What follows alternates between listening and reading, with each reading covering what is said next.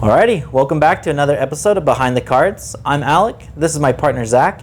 Today we're going to talk about our first experience of FrontRow Card Show.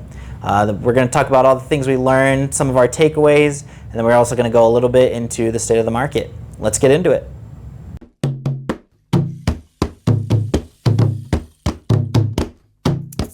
Well, it's been a little bit since we have done a video, so we apologize on that. It's just been kind of busy in real life, so trying to make some time. We finally figured we should just go ahead and just jump in and get this done. And it's been about a month since we have come back from FrontRow, and wow, it was everything we kind of thought it would be, and it was also everything that we didn't think it was going to be. It was definitely worthwhile, the experience. We drove from Salt Lake to Phoenix, so that was a good 11-hour drive there, and then an 11-hour drive back. That was fun. But it was definitely worth the commitment that we put in. Yeah, it was really fun. We had a lot of ideas of what it was going to be prior to going. Obviously, we talked to a lot of different people. We talked to Jake from Jarred Chomps, some of our local guys here that have gone, and it's just been, we got a lot of good information, a lot of good feedback on things we should plan on doing. But I think right out the gate, one of the things that we didn't do that I don't even know why we didn't think about this, but it was, in retrospect, it's such a funny and silly thing, but it ended up kind of biting us in the ass a little bit. But we didn't bring enough cash, or at least rather we didn't bring enough of certain denominations.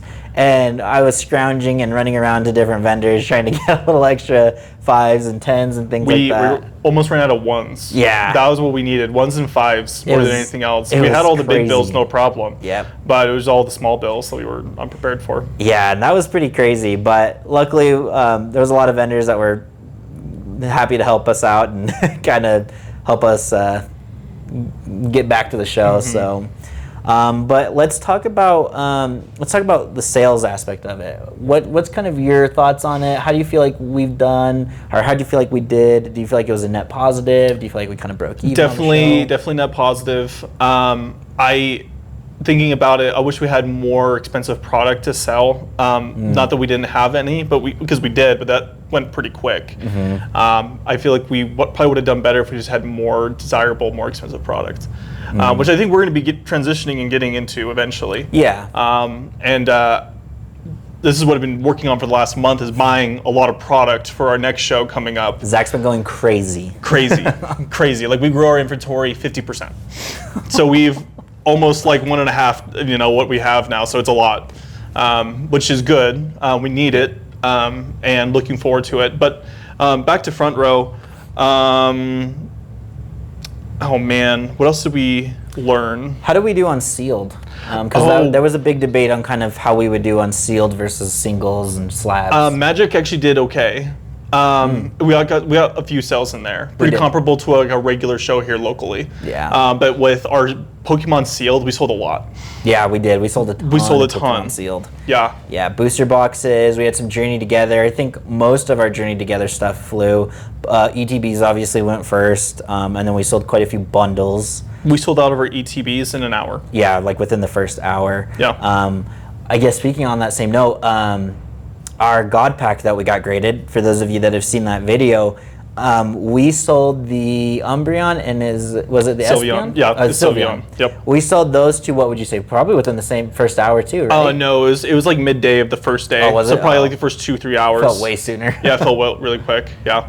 But yeah, so we moved that, which was really cool. And the guy bought it cash, correct? No, he had trade plus cash. Trade plus cash, that's right. And his trade were phenomenal cards. Yeah, they were good. Great quality, taken care of. We sent some of those in for grading, so hopefully we can get some 10s on those. It'd be awesome. Yeah, we got a lot of really good trade. There was some monster cards that were floating around that show, man. There was just some heavy hitters. The guy next to us apparently goes to a lot of shows nationally. I've been seeing him on other TikToks and stuff, and I was I had no idea this guy is just a big fish in this in this pond. I was like, whoa. Yeah, they gave us some good advice too. I think it's what was it, Poke Center? No, Poke something. Poke Mart or something crazy. It's something like that. We'll put it up on the screen here.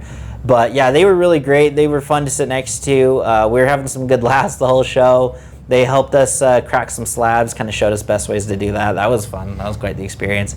But yeah, it was good overall. All the vendors were really, really cool. Everybody in there was really fun, and just everyone was there to have a good time. It was really cool. So I guess speaking kind of on that same line of thinking there, let's talk about pricing. Some of the stuff we saw at Front Row, the pricing strategies, where we kind of ranked on that. Yeah, so you and I walked into the venue, and I was starting to look at prices, and from the few I looked at, everyone was marked up 10% above market. And I was like, well, that can't be everyone, right? I proceed to look at everyone's product. Everyone was above market, 10%. Yeah. We were the only ones, dare I say, that were selling our stuff at market. Well, and every time someone came up to the table, that was the first thing they said. Oh, wow, this is actually reasonably priced. And it was just market. It was just market. So that was pretty crazy to see. I get it to an extent, especially with some of the brick and mortar stores that come to these events. I get why they're selling a little bit above market, but I think anyone else, it's kind of wild. I think Zach said something to me that I thought was really profound, and I think is kind of the ethos of what we're trying to do as far as sellers. And it's on us to find good deals. Right, it's not on the customer to have to pay for a crappy deal that we got, and then in turn, charge way over market to try and recoup our stupid decision.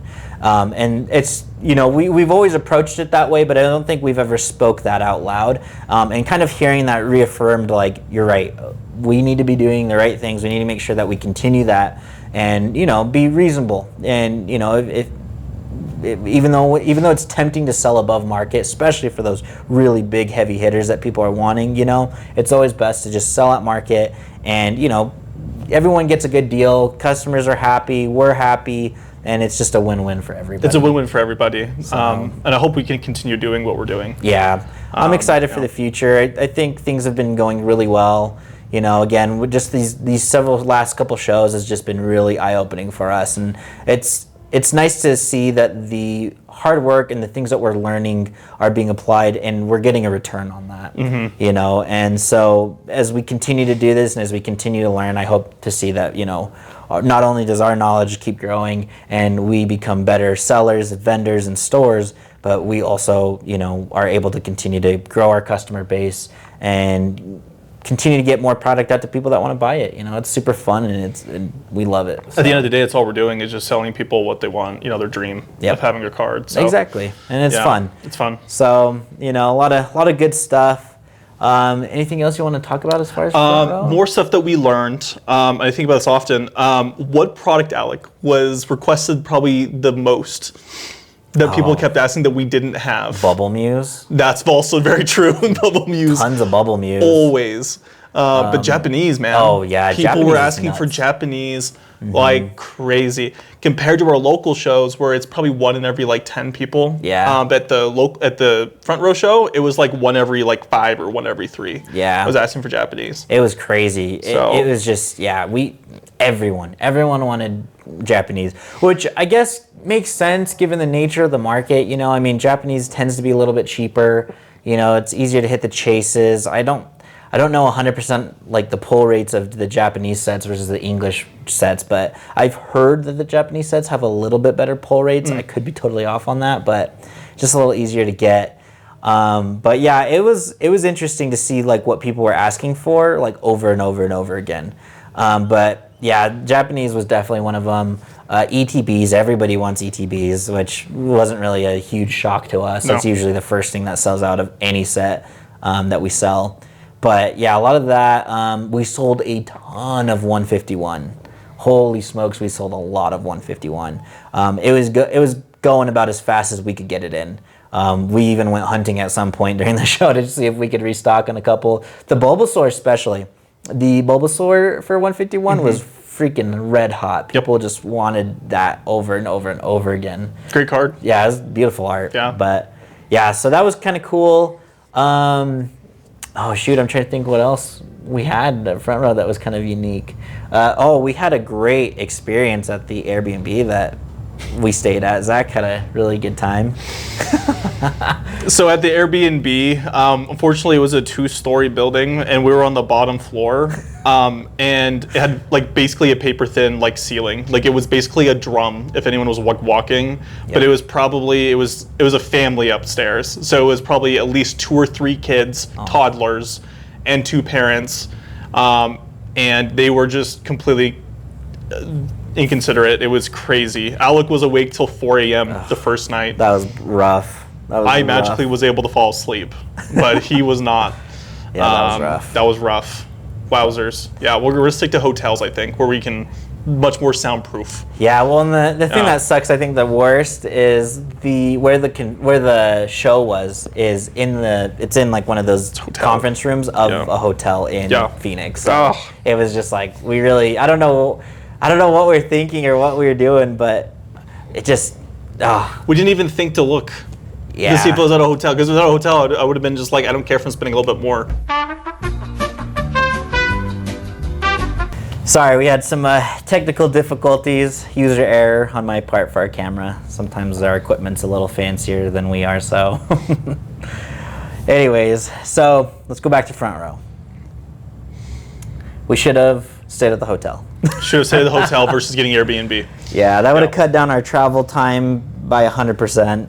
And just going down an elevator with our wagon of stuff would have been a lot better. So, but overall, it was a great show. Though we had a lot of fun. I will say that Saturday was definitely the busiest day. Sunday was pretty slow. And I know that every show is a little bit different. I know that the Vegas show it's a whole beast on and of itself. But yeah, I would say Sunday was pretty slow. But we had a really heavy selling day on Sunday. It wasn't nearly as much trade. It was just people coming in and buying cash, which was awesome for us. And it was like, we didn't do a lot of deals, but the deals that we did do were pretty big. So that was nice. We were a little worried about it at first, but yeah, Sunday was a pretty heavy day as far as overall totals. I was shocked on how little trade we were getting. Yeah, and then I people agree. often just sell their cards. People just were wanting just to straight buy their stuff, and we were happy to, trade, buy, whatever. And people just weren't even asking compared to like our local shows where people are asking to trade all the time. It's always trade, yeah. I would say more times than not, it's definitely trade. Yeah, it was interesting. It's just a whole nother dynamic. The customer base is totally different. I think people are coming there expecting to drop a lot of money, and you can kind of tell, like, people don't haggle you nearly as much, but man, when they do, Zach had probably about a 30-minute negotiation go down for some cards, and that was brutal. It didn't look like fun. Yeah, a couple of those. So long-winded deals. Yeah, they just kind of go and go and go, but overall they usually turn out positive. So just got to make sure cards are in good condition and we're trading at a value that's going to make sense for us and make sense for the seller as well. So yeah, it was good though. We had a lot of fun. It was at the end of the first day, or it was either the end of the first day or the day before when we got into Phoenix. We started repricing a bunch of our product, and that was kind of when we started noticing the decline. So let's talk a little bit about that. Let's go into that. Okay, so I'll go over it. So, and this has been going on for like the last month and a half, 2 months. So it's not entirely new, especially if you're keeping up with the market. We're down in the last month another 10, 20%, depending on the cards in the set. And just be aware of that, of what's going on, especially if you're a reseller like us. We're doing okay. I keep telling him we're good. We go to these shows. We're staying on top of it. Even though we sell up market and we're not selling 10% above, we're going to be okay. So, yeah. Yeah, it was interesting to see because, we, especially coming from our last show before Front Row, I mean, the market was just at all-time highs. I think everything that we had gone up significantly. Our 151 Zard had gone up even more from when we bought it, and we even bought it kind of hot at the peak, and it's still going up. And then I just remember we were sitting in that living room and just kind of pricing out all of our product, and it was just what the hell is going on? Like, why is everything just dropping? And it was significant too. It was enough to get a little scary. I think the highest. Are you talking about the PSA 10 Just Zard or just the everything. everything? Yeah. Yeah, with that Zard specifically, I think the high of the 151 Zard was like 260, 275. Market today is like 220, 230 at the high. Yeah. If you can get a Zard 151 for $200, take it. That's a great deal right now. That's a really good deal. Curious to see how things go. Some of the biggest cards have been going down like crazy is the 151 Charizard, actually. Yeah. PSA 10. Yeah. At the high, that was going for like $950, $1,000. It's going for about $700, $750 right now. That's which is brutal. Doesn't sound that bad, but believe me, when you're a reseller, that's a lot. Yeah, it's brutal. It's brutal. Especially when you're sitting there the day before a show and you're just like, what happened? Why happened? did this go down so much? Yeah, no, it's as fast as it went up, it's going down just as fast. Yeah. I don't think this is the bubble pop necessarily. I think we're just readjusting to where it's a little bit more healthy for the market. I think everyone can agree. More sustainable. Do you think we're going to see a big rebound with Destined Rivals? Do you think it's going to kind of bounce back up with that set? I think no. No? Nope. Think it's just going to kind of continue to trend down? I think if I had to just put on a complete guess, I think we're going to keep going down very slowly. I don't know if we're ever going to see a bubble, but eventually it will just kind of teeter out and keep going straight, if that makes sense. Rudy from Alpha Investments in one of his videos just recently was saying that his belief is that we're going to no longer see Pokemon booster boxes for $100. He thinks after the market as it is right now, even after the correction, even after the dip, he's thinking that realistically booster boxes for Pokemon will likely stay at between 115 to 125.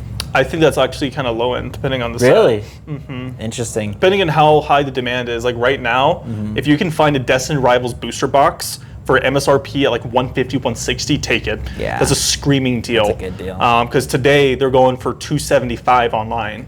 So yeah. Wow. Yeah, depending on the set, I think the days are over for the $100 booster boxes. Yeah. 125, if it's like a bad set, I could see it going down to 125 in today's market. But even then, I'm like MSRP or something along those lines. Yeah, it's going to be interesting to see. I think right now we're kind of just barely getting into the tip of it, and I agree with Zach. I don't think it's necessarily the bubble bursting, but what has been interesting, at least in our local Facebook groups, is we're seeing a lot of scalpers and a lot of people that just barely are getting into Pokemon and kind of investing and trying to resell. They're already panic selling. They're just trying to dump everything they have, and it's kind of funny because I don't know if you guys are seeing kind of the same thing in your local areas, but a lot of them in our Facebook groups and different things that we're in are all trying to kind of hide it as like, oh, I'm finally kind of selling the sealed collection, blah, blah, blah. But it's like all new stuff that you just pulled off a Target It's shelf. like Prismatic and like all the newer sets. Mostly Journey Together, Mostly like Journey bundles Together. and ETBs and such. And Some Surging Sparks in there, maybe. yeah, maybe if they're Maybe. holding it, if they actually been holding it for a Yeah. little bit. But we're noticing that a lot of people are starting to panic sell, which I think is good for those of us that have been kind of in the game for a while, because for us this is just going to be a fire sale. It's just going to be an opportunity for all of us to kind of get more product to be able to sit on for a little bit more long-term plays, which I'm happy with. It's, I mean, it's unfortunately if you buy high and sell low, that's on you. Like it sucks, but if you're playing that game, especially as a scalper, I mean, you knew the day was going to come. And I think it's starting very I think softly. we're at the very beginning of Yeah. that. Because I was telling Alec, I think earlier today or earlier this week, that a lot of people on our Facebook groups are also selling a lot of their like singles at like 80% value, 85% value. When like literally a week ago, 2 weeks ago, people were wanting market and were unwilling to negotiate anything else. Oh my goodness, is insane. It was like firm market, and then obviously they're not able to sell it very easily. But now people are like, the market's been going down for the last month and a half. If I'm gonna sell, now's the time. Yeah. So it's the beginning of probably the downfall. which could lead to a pop. Just depends on how fast people want to like Dump. panic sell. Yeah. So if it's sustainable and people like breathe, I think it'll be okay. But who knows? Yeah, it's going to be an interesting one for sure. I don't know. I'm curious to see what happens once the market kind of corrects and see where the Pokemon market stays. I think that's going to really be, I think, life after the pop will be. I'm just really curious to see. But I know that we're planning on continuing to buy throughout, obviously. And we're excited just to be able to get hopefully some more allocation. I think that's really the thing we're hoping for out of the pop, is being able to buy more than a couple cases of anything. So I think that's really been our biggest struggle, and it always sucks because not being able to have enough for everyone is just it sucks. It's not a good feeling. So it's hard because allocations right now are rough, because anyone who's a store, doesn't even have to be a card store, is getting allocation. Well, I heard a story today of apparently people are saying that car dealerships are getting Pokemon card allocation. Or like Cracker Barrels and things like that. Like, I guess Cracker Barrel makes a little bit more sense because I know they have like board games. It still and stuff. makes no sense. But actually, I agree. It should not be going to anyone, in my opinion, other than LGSs or longtime online stores. And even some of the newer stores I'm okay with. But like, just in general, it's like, if the whole purpose is to get people to play the game, because that's what Pokemon claims, that's what the strategy that they do is to get people to play the game, then they're doing a bad job. Because why the hell does Ace Hardware have Pokemon allocation? In the meantime, I'm begging our distributors, please, I'll buy whatever. I'll buy literally whatever. Just give me some more allocation. Just an extra box or two. Like anything. And I think everybody's in the same boat. Even the big sellers. Even the big guys are starting to feel the pinch. Mm-hmm. And I genuinely think it's because they're just continuing to open up allocation to non-LGSs. Or stores that's not even what they sell. Like, again, it's like, why does Ace Hardware have Pokemon allocation? And by the way, that's only Pokemon. Like, Magic would not go to those type of stores. Which is kind of funny. WotC's way more strict on that. Which is funny given WotC's track record for everything else. Yeah. But, yeah, I don't know. It's just crazy. It kind of... For me, it kind of infuriates me just because of that. Because it's like, you got local card shops that are struggling to just stay in business. They're hanging on by a thread, and they're having to compete with stores that shouldn't be getting allocation. It's just so frustrating. It makes me so upset because it's just... Boils my blood, because as soon as, like... It's not fair. The market, if it ever goes down and it makes no more sense for, like, the Ace Hardwares and to like participate, they're going to stop buying. Exactly. And then we can get our allocation. Exactly. And on the meantime, mom and pop LGS goes out of business because they couldn't get enough to keep their sales coming in. And then you're forcing them to go to the secondary market and pay that price to get product, and then your customer base gets pissed off because now you're selling above MSRP, and it's just this huge destructive cycle. I hate it. I hate it so much. But you know what else I hate more? What's up? Selling to people on Facebook. Marketplace. Oh my goodness. It's been a nightmare for Alec and I recently. Oh, it's been a nightmare. Goodness. It's been awful. Yeah. And it's just like I'm not even trying to be rude, but genuinely it's like I'm dealing with someone that just got done having a lobotomy. It's like what are we doing, guys? What are we doing? Yeah. Like just earlier today, I got bait and switched. Hey, I'm willing to sell these cards at 50% of market. And I was like asking questions like, obviously that's way too good to be true. That doesn't make any sense. Why are you selling so low? And like it just was weird. And my first thought was like, well, these cards are fake. Have to be fake. Nope, cards were legit. When he showed up, everything looked really good. Cards were legit, real, everything checked out. The reason it checked out is because he had no intention of coming in and selling to me at 50%. Not even 80%. Not 85, 95 to 100% of market value. Which, it's one thing if we're talking and like, hey, yeah, cool, I'm okay to buy at market. This is for my own personal collection or whatever, right? If that's already established, no issue at all if you sell at market. Like, that's what we're doing, we make that clear, and vice versa. So it's like, if I'm communicating with you, if I'm interested in buying your collection and you're telling me, hey, I got a collection for you for 50%, and I show up to your house and you're like, actually, I want to sell it at market. What are you doing? Why would you do that? Like, And I think what it was, I think the strategy I think that they were going into with that was, let me show you this awesome collection, because it was awesome. It was a great collection. You know, I think it was like let me show you this, and you're gonna buy it anyways because you really like the collection. I rolled my eyes, dude. No, man, like, and I even offered, I'm like, look, the most I could go is probably about 75%. Purely because of the sheer volume and how big of a purchase this is going to be. This is going to be a large purchase. We're talking about the thousands of dollars range, right? So it's like, hey, I'm okay to pay you. You know, obviously there's a high value cards. Let me give you 80%, 75%. Let's figure this out. Nope. I want 100% of marketplace. Dog. And so, guys, it comes down to a proper time and place to ask for like 100% to 95%. Don't walk into your local game store, which you know what, like damn well they're going to ask for 50%, yes. And then try to be like, oh yeah, I said 50% earlier, but I actually want 95 to 100% market value. Don't be that guy. Yeah, just don't do it. Okay, like if you're going to go to like a card show, obviously you can ask for like 95, but they're going to.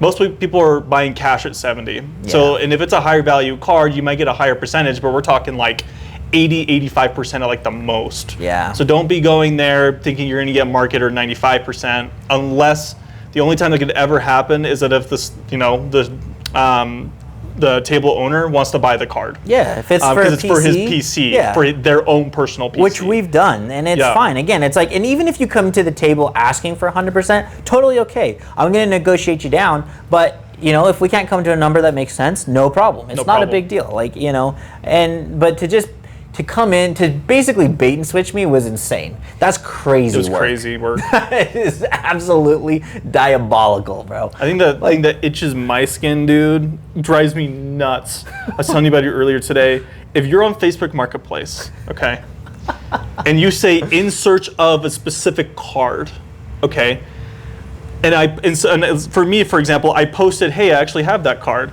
What are you thinking price-wise? His first response is, hey, I'm actually looking to buy that 80%. And I was like, okay, first of all, that was not in your like post at all. You're wasting my time. You're wasting your time. Yeah. Like, it's like, come on, man. Like, again, it's fair to ask for that. But be upfront about it. Be upfront about it. Be upfront about it. That's all I'm asking. I'm not asking. I don't feel like we're asking for much. Just be upfront. I mean, I had the same issue today. Or just last week, for all of our local card shows, or even really any of the shows that we can do them at, we like to do a giveaway. It's always fun, and we like to see kind of the reactions to doing the giveaway. And I was searching for a Prismatic Evolutions ETB, totally expecting to pay market. I was happy to pay market, not a problem at all. Again, it's for a giveaway. We typically try to keep it within a certain dollar range, which that was exactly in the dollar range. So again, no problem at all. I wasn't having an issue selling or buying at market. I put out a listing like, hey, in search of Prismatic Evolutions ETBs, you know, looking to buy a few if you got a good deal or whatever, right? Just wanted to see what's out there locally, because it's like, obviously I want to shoot local before I go to TCG Player.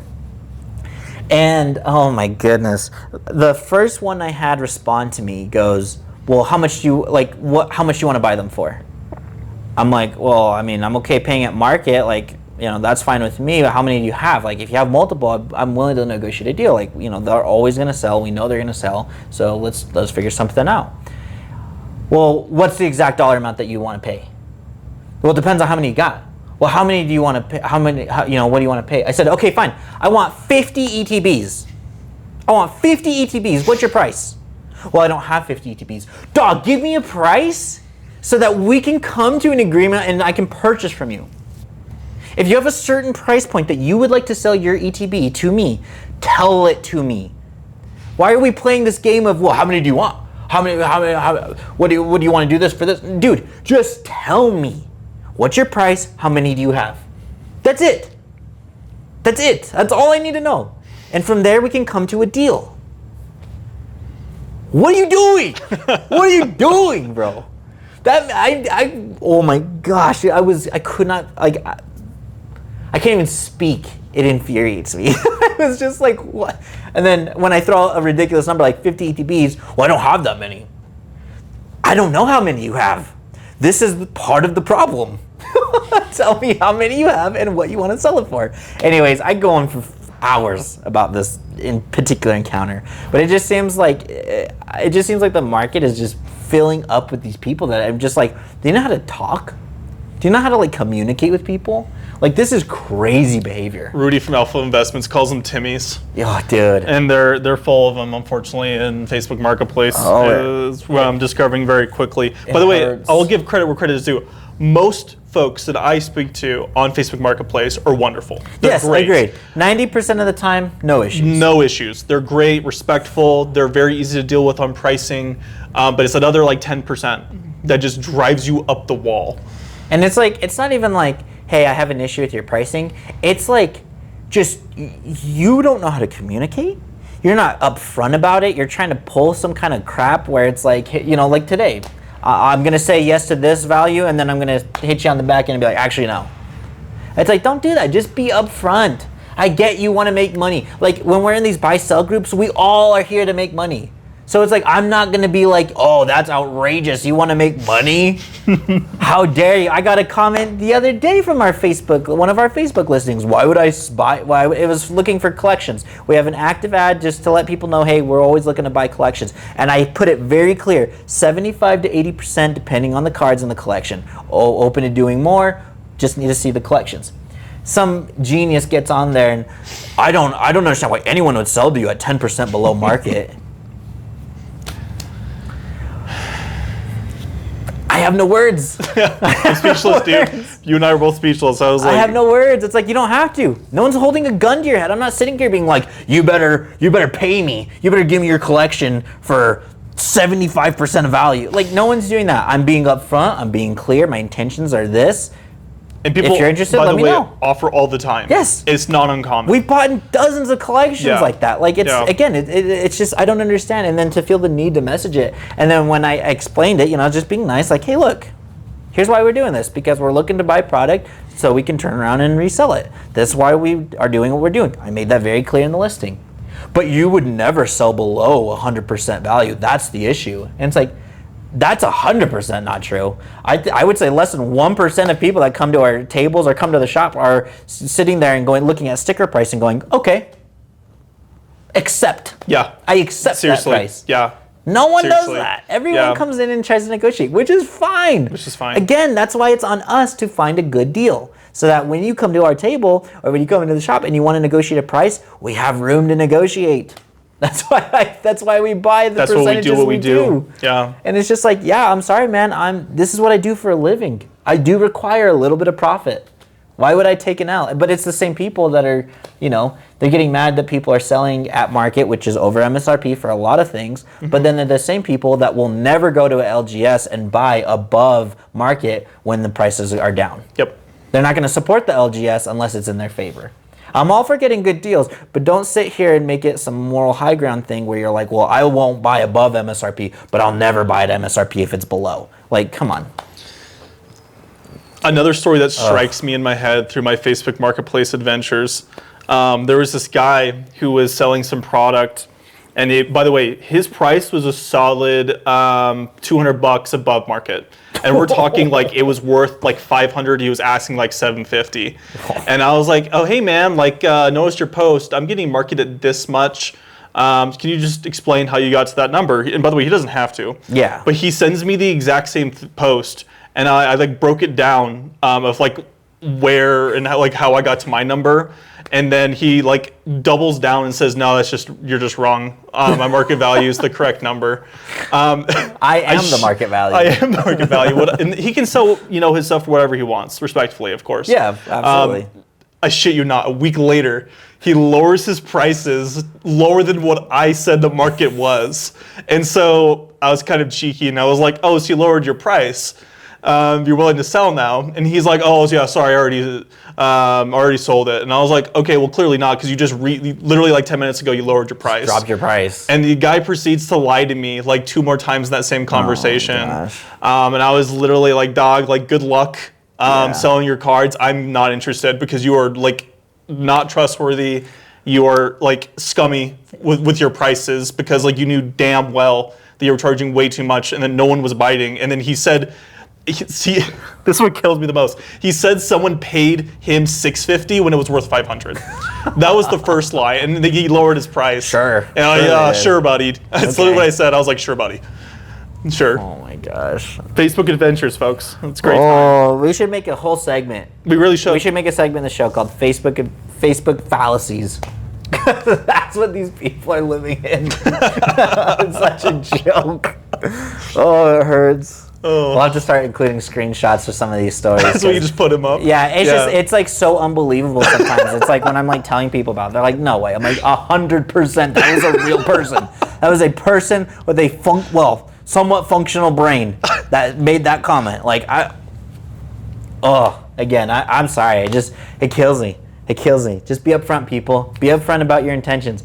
No one cares that you're making money. And the ones that do are just mad that they're not making money. So, do you. Do you? Anyways, I think we're done talking about that. But So, yeah, I think that's pretty much it for this video. I think we got a show coming up this weekend. So I'm gonna try and get this video up before the show, and then I think once everyone's kind of back in town, Zach's going out of town for a little bit. Once everyone's kind of back in, I think we'll kind of talk about our show a little bit more and just keep giving some info and keep talking about probably the Rivals, Destined Rivals set. We're almost there, so that'll be really fun. I'm actually really excited. The Giovanni's Mewtwo is nuts. Yeah, it's super good. Oh, we actually sold out with everything that we got. Yeah, we had our pre-sale. That was really good. We sold out. A lot of return customers, which we love seeing. We love seeing return customers. Obviously, we love our new customers as well, but it always makes me happy when people, are happy with their first purchases and they want to come back. So. If you guys want to see us sell slabs on our website, please drop a comment. Yeah. We're trying to get a little bit of like a opinion out there to see if people are interested to look to see what we got. Yeah, if that's something you're interested in, drop a comment. We're obviously going to post some of these clips on social media. Feel free to message us, leave a comment there as well.